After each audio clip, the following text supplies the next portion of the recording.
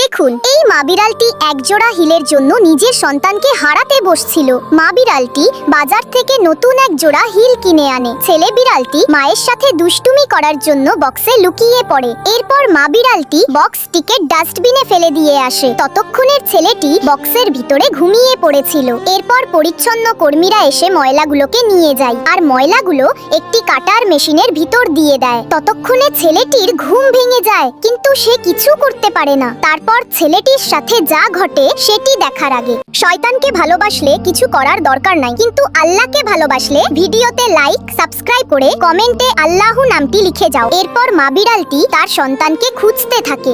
কিছুক্ষণ পর তার মনে পড়ে ছেলেটি হয়তো বক্সে লুকিয়েছিল। মা বিড়ালটি তাড়াতাড়ি করে ডাস্টবিনের কাছে যায়, কিন্তু সেখানে বক্সটি ছিল না। এরপর মা বিড়ালটি গাড়ি করে সেই মেশিনটির কাছে যায় আর দ্রুত মেশিনটি সুইচ অফ করে দেয়। এভাবেই একটুর জন্য ছেলেটি বেঁচে যায়।